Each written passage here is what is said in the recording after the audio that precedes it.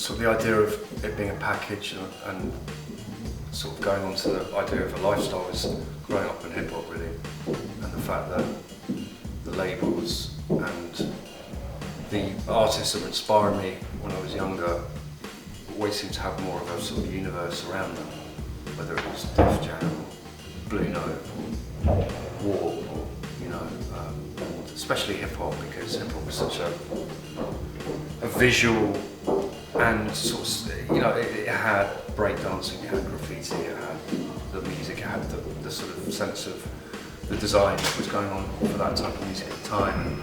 And tribal identity was very key to defining yourselves and finding your social environment, your friends. I think that still exists, but I think the tribalisation, especially in the way things look, is very different. You could very much define or understand somebody by their style and their taste in that way. Because if somebody was wearing baggy jeans, they'd either be into skateboarding or into hip hop. It was quite a direct thing. You didn't wear certain things if you were into certain things. Now it's much of a mishmash. People have tattoos and wear skateboard style. They have sort of that skateboard style, and you could be into Marilyn Manson or you could be into Disclosure.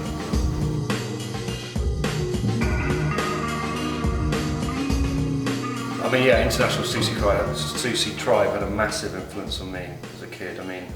Seeing people like Alex Baby and Barnsley and Jules and all those guys. Michael Kaufman. I just wanted to be them. That was the first time that I really sort of them, Wild Bunch, looking, reading ID in the face at the time. The whole sort of Buffalo before that.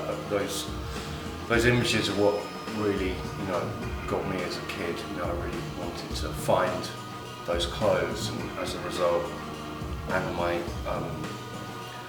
sort of obsession of music and trying to find records would take me to places like Japan and New York and LA, which was these sort of pilgrimages that you went on to find the sneakers or the jacket or the 12-inch.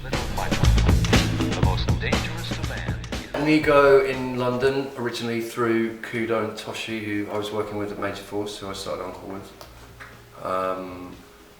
Most of the kind of that world of Japanese musicians or designers or whatever would always come and see Toshi and Kudo because they were kind of OG. They kind of helped set it up in Japan. So, Nigo came to London, probably the first time we came to London, and came to the studio and to say hello to Toshi and Kudo, and I was given a t-shirt, and that's how I, between that scenario and working with Michael Koppelman, and he was working with a girl called Hitomi, who had grown up with Nigo and Johnny O and all those guys, and that was my kind of introduction. I then was in Japan a couple of months after, went to Harajuku. I had a phone number, and I was told to go to Wendy's Burger in Harajuku and make a phone call from there, and somebody would come and meet me, and that's what I did. And I went to their first office, and they were just screen printing lots of t-shirts in a quite small space. Didn't really say very much. Just got some clothes and bowed and said hello, and built a relationship from there. Nigo didn't speak English then.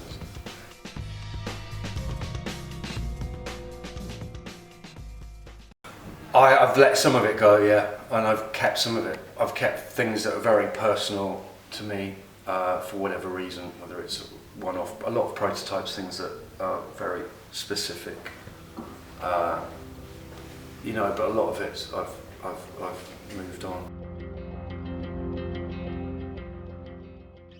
Holy Grail collecting, it depended on what genre. Records, things like Basquiat, Ramonzi record, it depends. There's so many different areas of music, but from jazz to things like Afro Temple, Cebu Afro Temple, that was a big find, at the time. Things like, Basquiat, Ramonzi, Instrumentals of hip hop records like Wild Style, that was a big one. Instrumentals of things like Beastie Boys and albums. Major Force is quite a holy grail, collecting all of that stuff. Toys, 2001, prototypes of toys that never got released. Blade Runner. Certain things like Star Wars, rocket firing, Boba Fett. Yeah, I got most of them.